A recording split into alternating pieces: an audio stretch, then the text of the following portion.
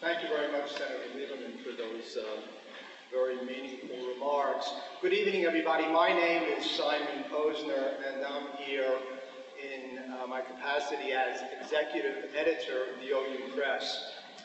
Our thanks to Congregation of Shearith Israel and to Rabbi Soloveichik for your generosity and hospitality in hosting this evening's program. We also express our thanks to Barbara Rice and her staff for coordinating the event.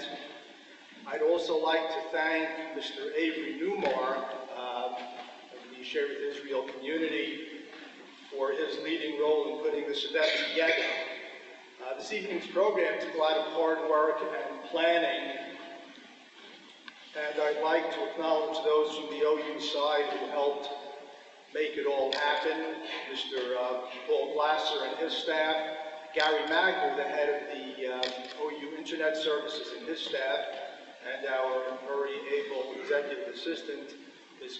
Rifki Rosenblatt, all played essential roles. Thanks also, of course, to Barbara Berger and her team from Sterling Publishing. There are several notable individuals in the audience, and I'd like to acknowledge their presence. Rabbi Dr. Norman Lamb, former president and chancellor of Yeshiva University. OU Press has published several of Rabbi Lamb's books, and it's really a pleasure and an honor for him to be here with us this evening. Rabbi Herschel Schachter, a professor of Talmud at the Rabbi Isaac Elchanan Theological Seminary, is here. Rabbi Stephen Weil, Executive Vice President of the Orthodox Union. Rabbi Mark Dratch, Executive Vice President of the Rabbinical Council of America, is here. Daniel Kurtzer, who has held several important positions in the U.S. Foreign Service, including serving as the United States Ambassador to Israel and to Egypt, not at the same time, is with us. And Mr. James McGreevy, the former governor of the state of New Jersey, is present. It's a pleasure to have all of you with us this evening. Echoing Barbara Berger's remarks, the publication of letters to President Clinton is truly a unique event in the annals of publishing history, and the OU Press is delighted that we've been able to partner with Sterling Publishing to bring this fascinating book to the reading public. The OU Press is the publishing division of the Orthodox Union, and our mission is to offer books of the highest caliber to the Jewish community, but we feel that we are a publishing house with a difference. Where else can you find a Jewish publishing house that offers such a global and panoramic view of Jewish thought and experience?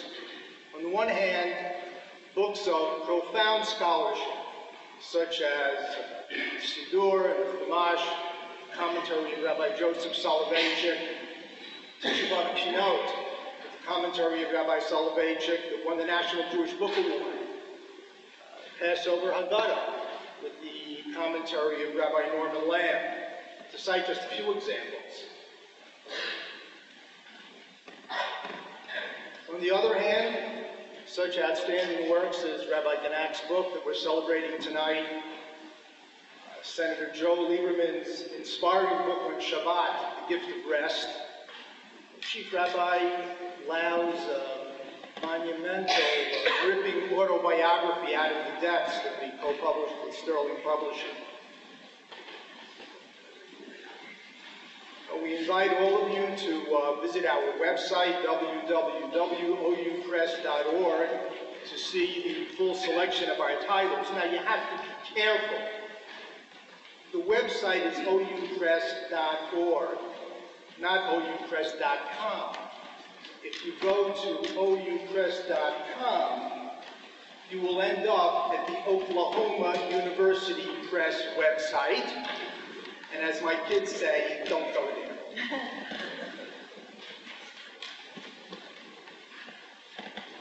Rabbi Genack's book is available to purchase downstairs at a discount, so here's your chance to pick up a few copies. And Rabbi Genack will be happy to autograph your copies after the conclusion of the formal part of the program. We turn now to the highlight of the evening, which I'm sure you will find most interesting and entertaining, as we all eavesdrop on a conversation between Rabbi Genack and Rabbi Meir Soloveichik as they discuss letters to President Clinton. Please join me in welcoming Rabbi Genack and Rabbi Soloveichik.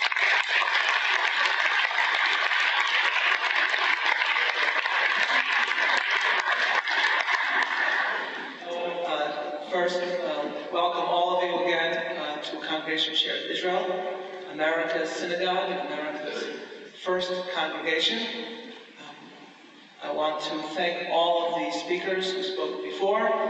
First, to our Parnas, Louis Solomon, for his extraordinary leadership and for his friendship and for all that he does for our synagogue. I want to welcome the distinguished Rabbanim who are here.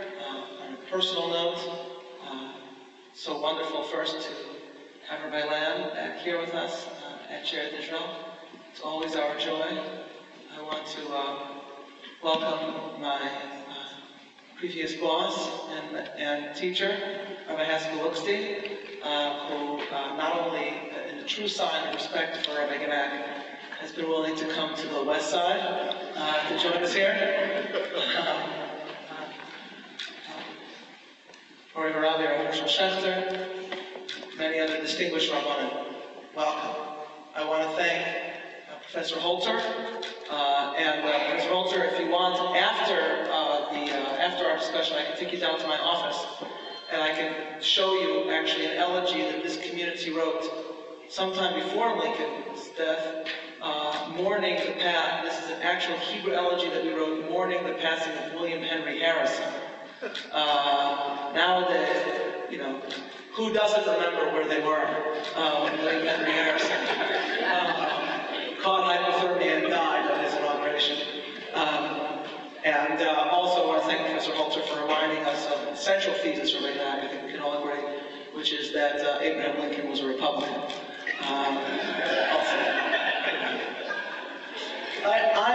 This is first of all, I'm here first and foremost to burnish my bipartisan bona fides. That's why I'm here. So I want to thank you for the opportunity.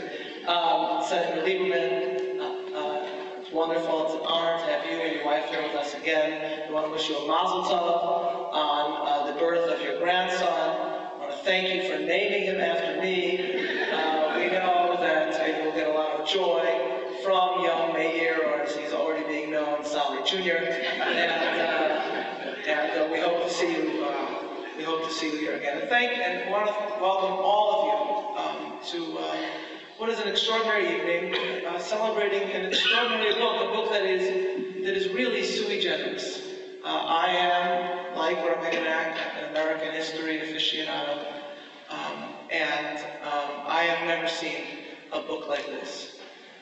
Rabbi Genack's relationship with President Clinton brings to mind other distinguished Jewish scholars in our history who have had a relationship with and an impact on powerful leaders of various lands.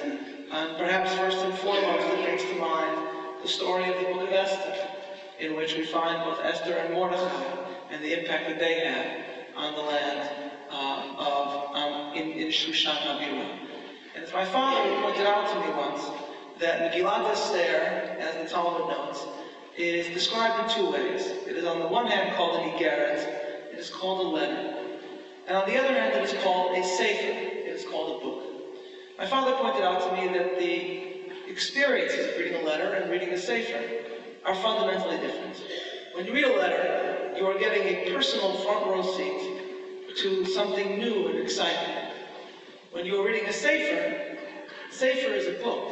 It is something that has significance, not just for the here and now, but for many generations to come. Rabbi Genack has taken his letters discussing Divrei Torah from himself and many, many other distinguished rabbis, intellectuals, and politicians, and the impact that it's had on President Clinton, and made those letters now as part of the book. It is simultaneously an extraordinary collection of igrot, of letters which take us behind the scenes to the 1990s, brings us back to those tumultuous times, and especially 1998 and 1999, and all that was going on at that time. At the same time, it is also not just an extraordinary collection of igrot of letters, but also a wonderful sefer, a book of divrei Torah that will stand the test of time and inspire many who read it, not just now, but for generations to come. As someone who had the great zechut of being Rabbi Genack's student at Yeshiva University, and to add on a personal note, as someone whose family has received much love and kindness from Rabbi Genack, it's my great privilege to ask all of you to join me again in welcoming Rabbi Genack.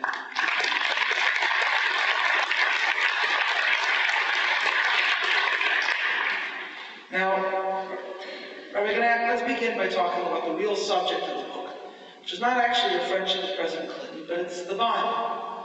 The book is filled with divrei Torah, which happened to be part of a correspondence with an American president. Now, this American president was raised a Southern Baptist, and one of the most striking things in my experience of Protestant, especially evangelical, Southern Baptist, etc., is their incredible knowledge of the Tanakh. A knowledge that, at least in English, can put Jews to shame, put Orthodox Jews to shame. We have many different genres that we have to study. We have Talmud, we have Medrash, we have Chumash, etc. For the Protestants, this is what they had, and they love it, and they cherish it as the Word of God, and they commit it to memory, and it's inscribed in their hearts and on their souls. Now, can Bill Clinton's knowledge of the Bible, in your experience, put most Jews to shame? And do you think that's linked to his background?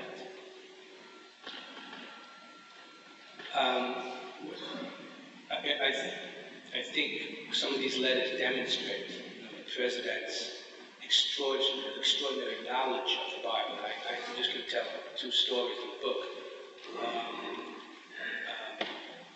I don't know if Josh Gottheimer is here. If Josh Gottheimer is here, but he was a speechwriter for President. Oh, Josh is here. For President Clinton, and he told me a story about his own experience. He once drafted a speech for the president, and he quoted a verse from the New Testament, I think it was, and the president, he corrected the citation. He knew the different translations, King James or the Standard Translation. So I had that experience. One of the letters that I wrote, which I guess we're going to talk about maybe later on, about Judah and Joseph.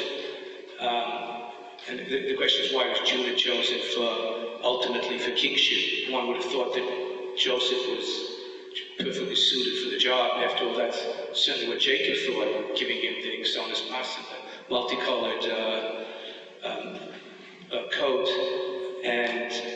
And I quoted Rabbi Soloveichik from saying that the reason Judah is chosen is because he's able to admit mistake.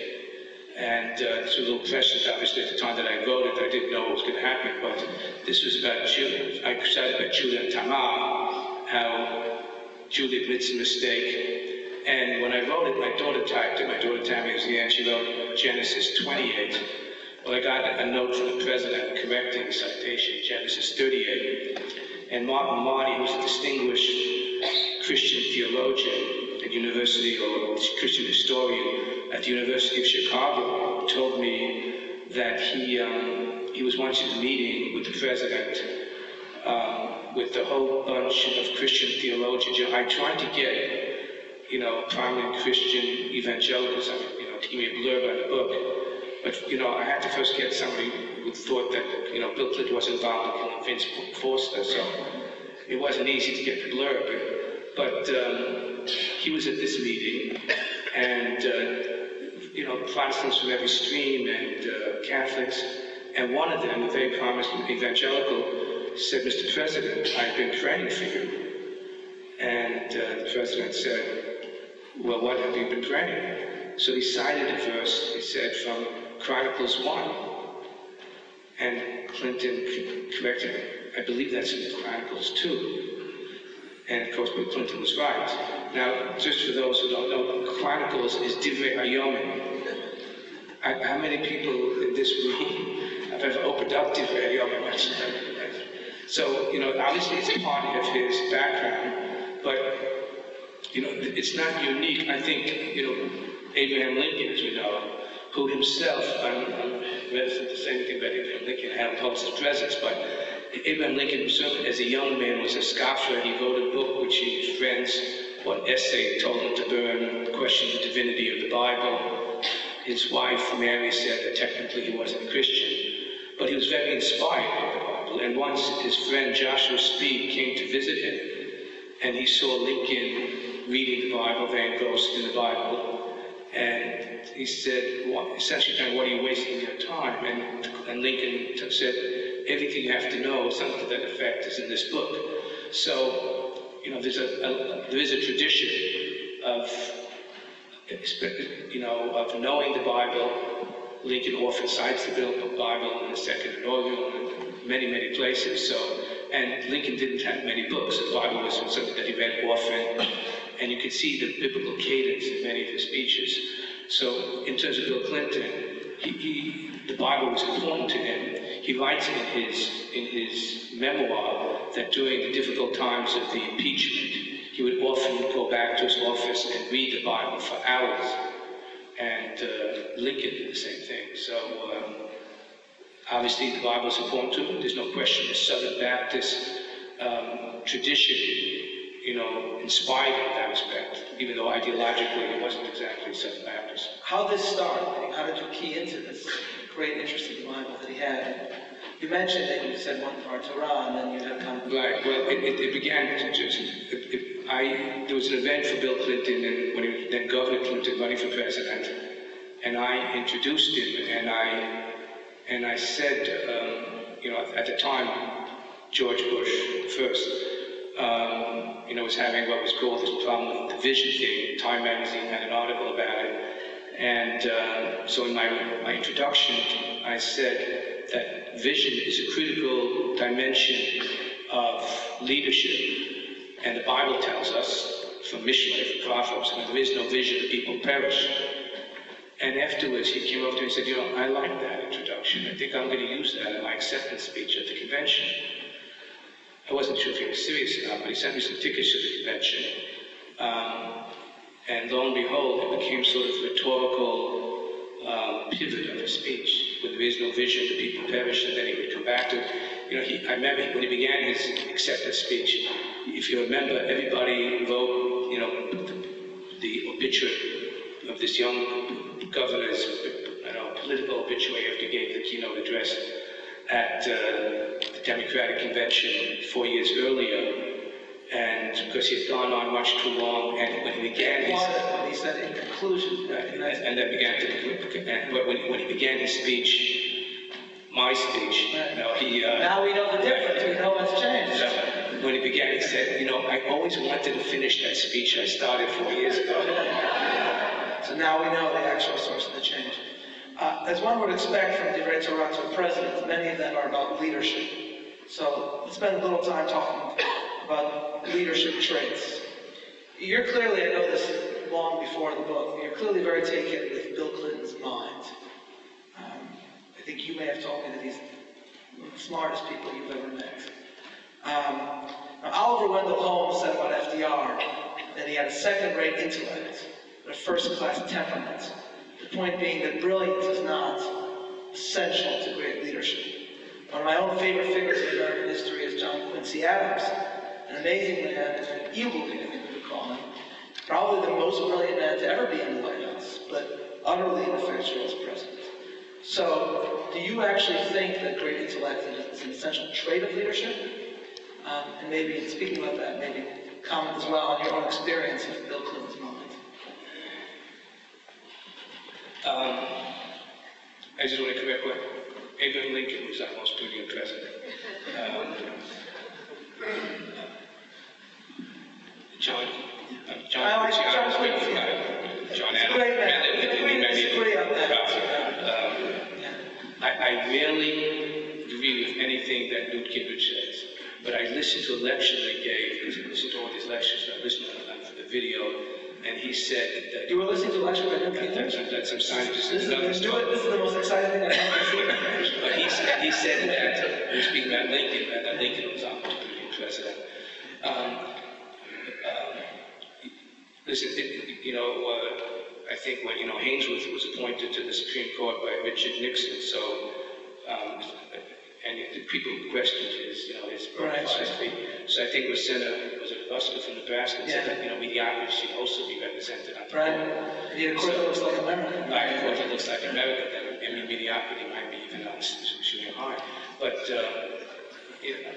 obviously, if a person, it's not the only quality, but a person with really good, it's not just intelligence, it's not just doing well on IQ, it's having, that plus political instincts and political genius. So Lincoln, who was our only president to have actually have a patent in his name, but Lincoln had two things. It was also this extraordinary political genius, which a lot of people learned about it when they saw that movie Lincoln, which Harold also was an advisor to. But the other quality, so having a really brilliant mind has got to be a good asset. Now, it's not the only quality of leadership, and it doesn't guarantee success. The other qualities, in terms of empathy and political genius, is not always exactly coextensive with genius in terms of taking an exam. Those people who have both, I think, have really, a leg up. So he had political genius. Tremendous political genius and instincts. And also I thought about Bill Clinton, during this period of the impeachment, I thought, the stamina, to keep going, was, I thought, extraordinary. The tenacity, and those are qualities that you need. And also, ultimately, I guess, was good character. Yeah, that's really. So now, you and I are both, as I said, American history aficionados. I think it's safe to say we've all seen already how you revere Lincoln. I think he's the most brilliant president. You might even think he's our most good-looking president. I don't know. I would think except Lincoln for otherwise. Yeah, okay. Lincoln famously said, when Douglas accused him of being two-faced for giving a different speech in Northern Illinois, and so he'd say, if I had another face, would I be wearing this one? Let me quote from one letter to President Clinton that he enjoyed. You wrote about Lincoln. You wrote, quote, "His sense of God fostered in him a great degree of humility, a belief that he did not control events, but rather that events controlled him. And he was not the captain of the ship, but rather a sailor, dealing with whatever storms and waves were sent his way," end quote. Surely, the source of Lincoln's greatness is that he did shape events and utilize the power of the executive in a way unlike any president before him. The most famous line from the recent Lincoln movie, which is great, where Lincoln says, you see Lincoln bullying congressmen into voting for the 13th Amendment, and he says, in the film, he says, "I am the President of the United States, clothed with immense power, and I expect you to procure those votes." That actually happened. He said that. 23 years later, a congressman remembered Lincoln. He was so scared telling him that. Now, your own Rabbi Meir Soloveichik wrote of the tension between majesty and humility within man. So how can humility and power go hand in hand in leadership? And then separately, did you see humility in President Clinton? Well, in terms of, one of the remarkable qualities of Abraham Lincoln was his humility. And I just want to, I just listened to a lecture this Tuesday by Harold Holzer and James McPherson about the Battle of Vicksburg. And Harold Holzer ended the lecture by citing Lincoln's letter to Grant. He had two letters. The one he admonishing me, which he never mailed about him, that he didn't finish Lee off after the Battle of Gettysburg, and the letter that he wrote to Grant. And in that letter, he writes to Grant, and he says, when you went north, I thought you should go south, and going through the different campaign. And I must acknowledge that you were right and I was wrong. So, that ability just to see the facts and to acknowledge it. Lincoln said, in the most famous speech in American history, which is the Gettysburg Address, he said the greatest speech was the second inaugural, but the most famous was the Gettysburg Address. And he said, the world will little note, nor long remember what we say here. In this, he said in the most famous speech. So clearly, there was a dimension of really profound humility in Lincoln, and I think the humility doesn't mean that he didn't realize that he was a man with great potential, ability, and ambition. Humility, I think, because there's a famous Gemara that Gemara says that Rebbe said when the Gemara tells us that there was a period when humility was lost. So Rebbe said, don't say humility is lost, that there's no one in possession of it, because I'm still alive. Now, those two statements seem to be, because I think humility means, in this context, in the leader, recognizing that there are things, it's not about you, there are things beyond you, there's a sense of mission. And that's why the greatest leader in human history, Moses, the Torah tells us, was the most humble of people, Adam Mikol Adam, because he had a shlichus, he had a mission. It was a divine mission. He spoke directly to God. The more ego that was in it, the less he could fulfill his mission. So in sense of perspective, I was listening today to Governor Christie's, his very long press conference. I didn't listen to the whole thing. But the thing that struck me about it, we can speak about this offline, but the thing that struck me was... Be careful, man, he may not let you back over the bridge. For 4 days, I had a lot of difficulty getting over that bridge due to it was, this person, he was struck that, his aide, or she lied to him, they lied to him. I thought the message should have been another one. What about all the people who are inconvenienced and actually maybe even put into danger? So it's not about me, the great leader. It's about the mission, about the purpose. And that's, I think, what, where the humility comes in. So Lincoln was a humble person. Now, coming back to Bill Clinton, I saw that about Bill Clinton also. There was a tremendous generosity of spirit, even people who were his tormentors, he was, he could deal with them, obviously was angry at them, but it wasn't about him. And because it's not only about him, he wasn't insulated and isolated. And I think that's very important for a leader, not only because he has to be, one of the people, to have a sense of it, but also to take, to be able to listen to what other people will say. Ultimately, he has to make the decision. But, I think Bill Clinton's a person who's interested in public policy because people interest him. I tell a story in the book that, this book is, I think, a testament to his intellectual curiosity. I tell a story that when he first became president, if you remember, the first 100 days was just a disaster.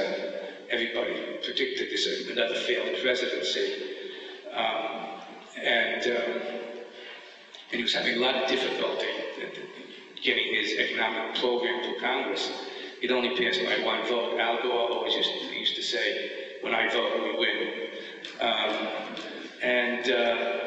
So anyhow, he was inviting different delegations for different states to come to the White House. And Al Gore, I remember, he made a presentation about, this most arcane way that they're figuring out taxing with BTUs. He was the only one who understood it. But when the White House aide asked me, called and asked me to come, so it happened that the day, the first was supposed to be Tisha B'Av. So I told him, I'd really love to come, but if I come, I'd have to come in my sneakers. And then he said, why? And I explained, Tisha B'Av is the day, commemorates the day of the destruction of the temple. We mourn, we wear shoes. So he said, I hope you don't come. The president's going to see you wearing sneakers. He's going to ask why you're wearing sneakers. You're going to talk about the destruction of the temple. He's chronically late all the time. Maybe don't come. But anyway, my mazel was that the meeting was postponed a week or two. So, this extraordinary curiosity, and thinking that curiosity is also a function of humility, all the answers are not within me. And, some have criticized President Obama that he's too insulated and isolated, and he makes decisions, you've got to listen to other voices. And I think that's a quality that Clinton has that's very commendable.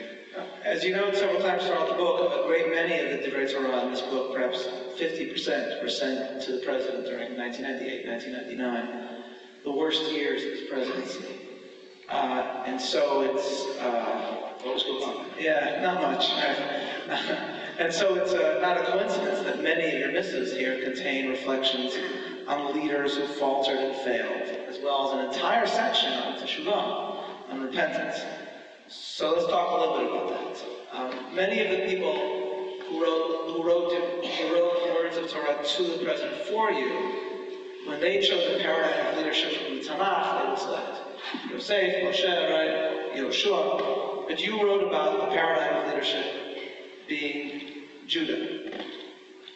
And the reason for that is, you write that, as you mentioned, Judah is chosen for the kingship because he's able to admit a mistake. Now you know further that the word Yehudah itself means admit, lahodot, adding that, according to the Talmud, you're writing this in the letter to the president. According to the Talmud, Judah is chosen by God to be the forebearer of the Davidic dynasty when he admits his relationship with Tamar. End quote. Now this was 1996, you wrote this. Now, 2 years later, this was more than relevant. How do you think Yehudah is embodied in that one moment when confronted with his sin, right? Tzadka mimeni, and as his descendant David, right, as well, right? He just chatati la Hashem, right? Exactly. So how do you think Bill Clinton did when it came to the Yehudah test?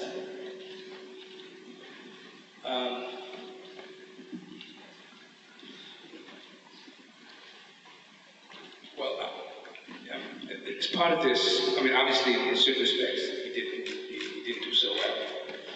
But it depends really in the context. I have a pretty strong feeling about this. I thought that, not that I'm a constitutional expert, but the notion that, what happened with the Lewinsky scandal represented high crimes and misdemeanors was absurd, and that it was politically motivated. And that when you look back, just in terms of his accusers, Newt Gingrich, Livingston, Henry Hyde, who had to admit to a, youthful, indiscretion, Congressman Burton, one could only be struck by, the hypocrisy of the challenge. That doesn't mean to, I don't mean to say that what the president did was not profoundly appropriate. It was. So, in terms of his admitting, I don't know what the right thing would never to involve in that kind of a relationship. But, caring, in many respects, a very great man. I didn't mean to say he was a biblical figure, that is true. So,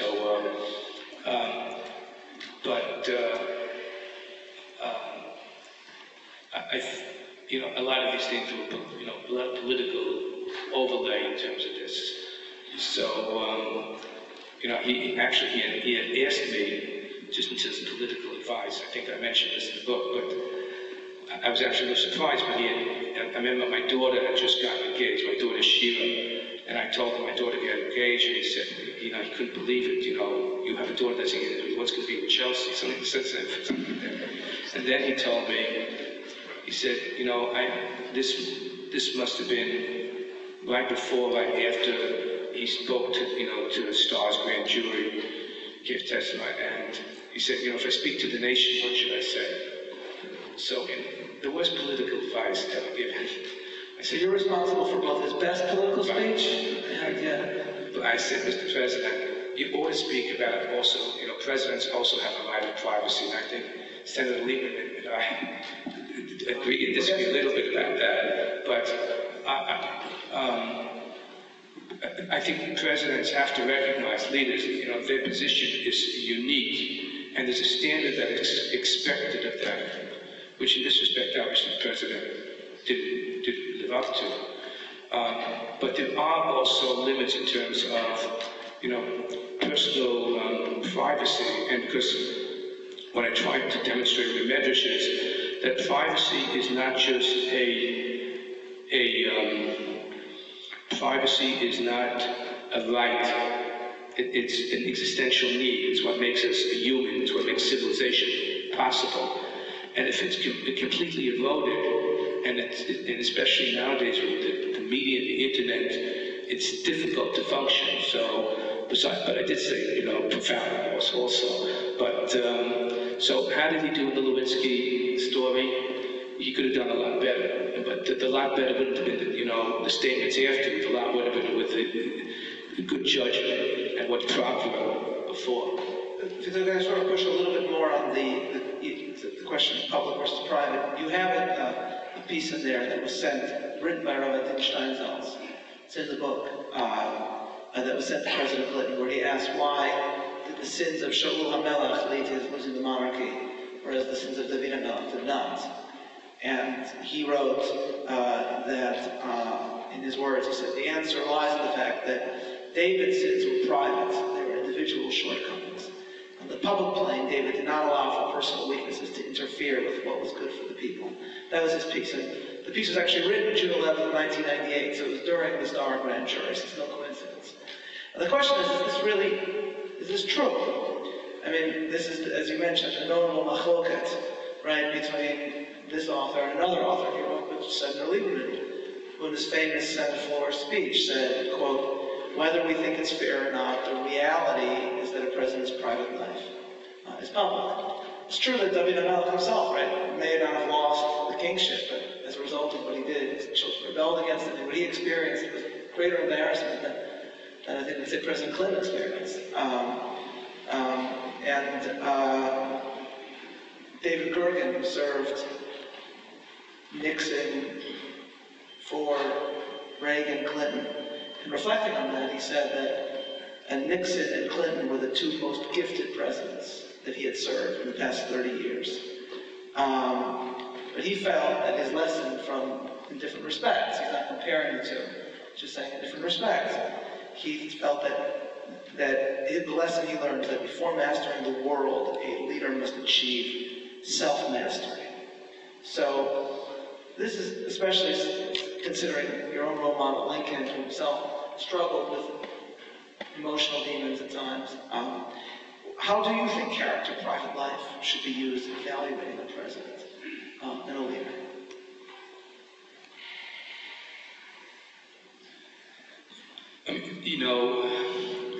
I think character is an essential ingredient of a great leader. I mean, when we, coming back to Lincoln, when we think about Lincoln, I've told my children this many times, I think I might have mentioned in the book, I tell them, if you want to read a good Muslim sefer, it means a good book about ethics, read a biography of Lincoln. And Lincoln, wedded to this extraordinary political genius, was a man of great character and empathy. I hasten to add, Lincoln is sui generis, no one, of course, Lincoln. But, so in certain respects, in terms of, and I think Senator Lieberman would agree with me, that in certain respects, in terms of character, there's certain dimensions of character that I think are very, very important in terms of leadership. One is caring, empathy,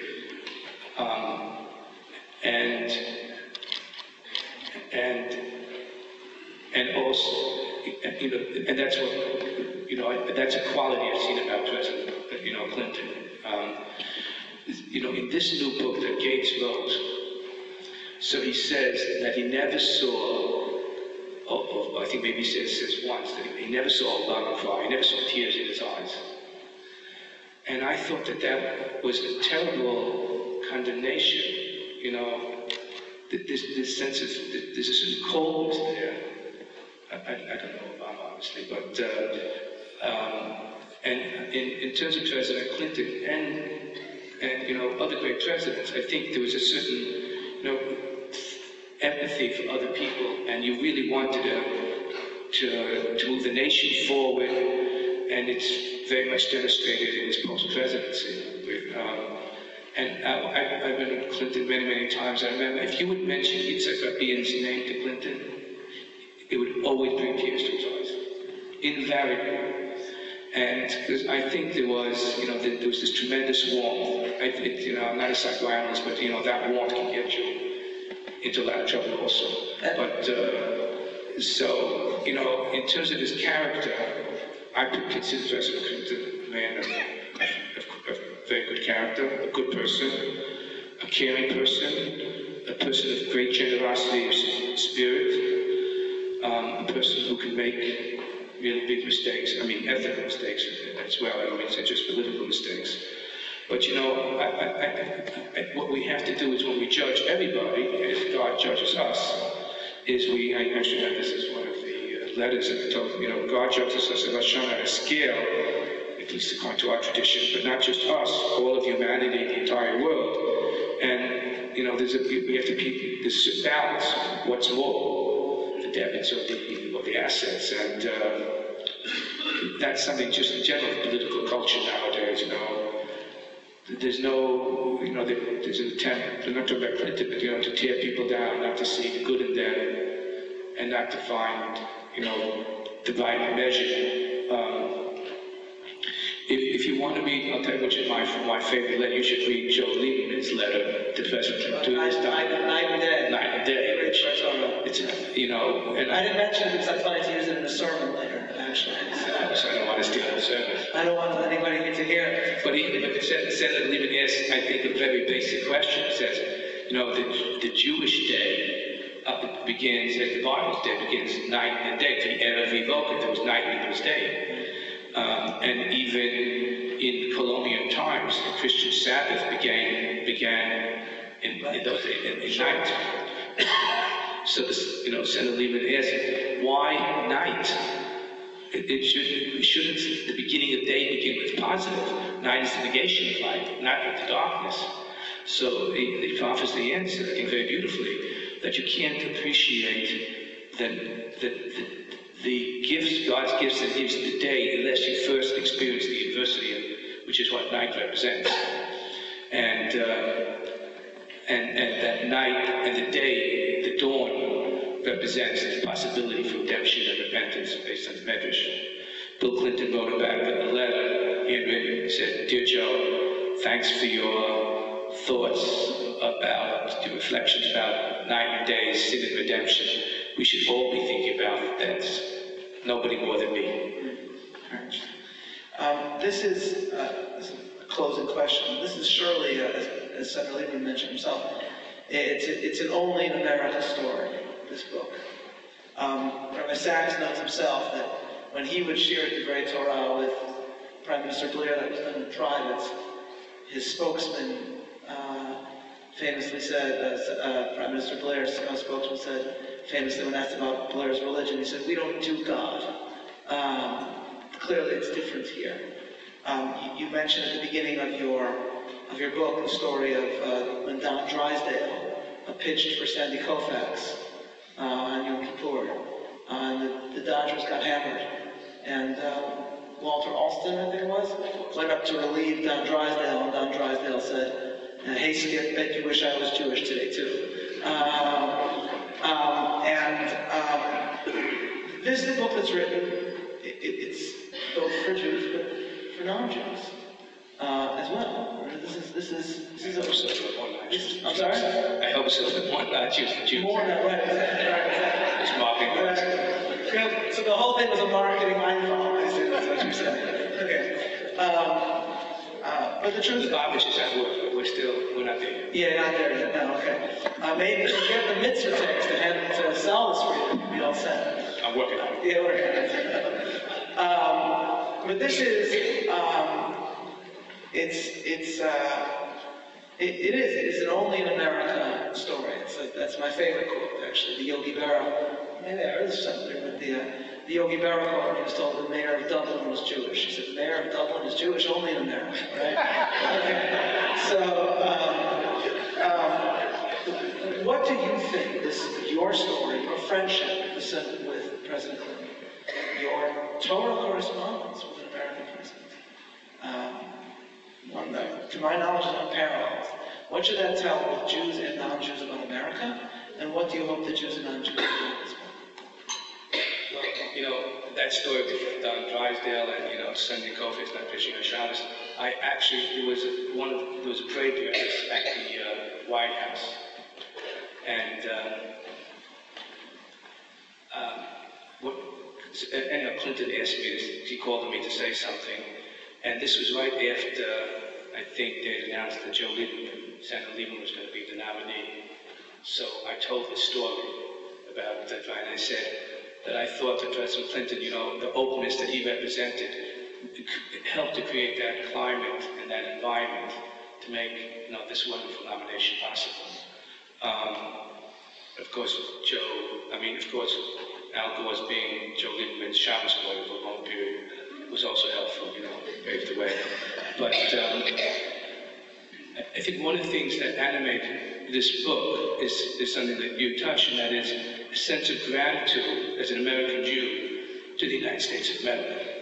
And we should never forget that, especially based on the founding documents, America is the greatest enterprise for good in the history of the world. And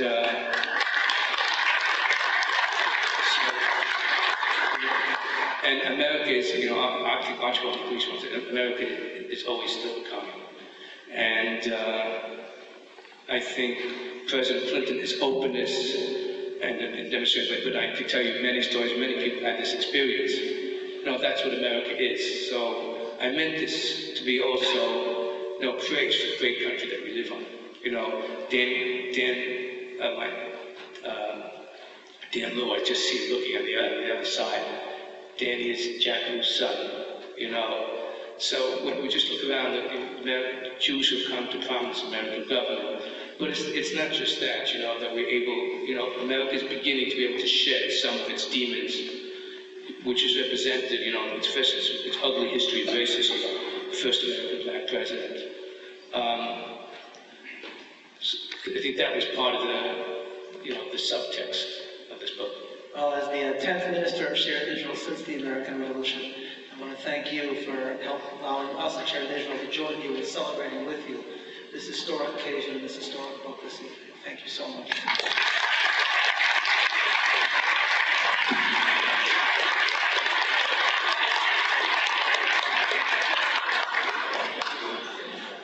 Thank you very much, everybody, for being here. You're all invited downstairs for refreshments and the book signing. Thank you very much.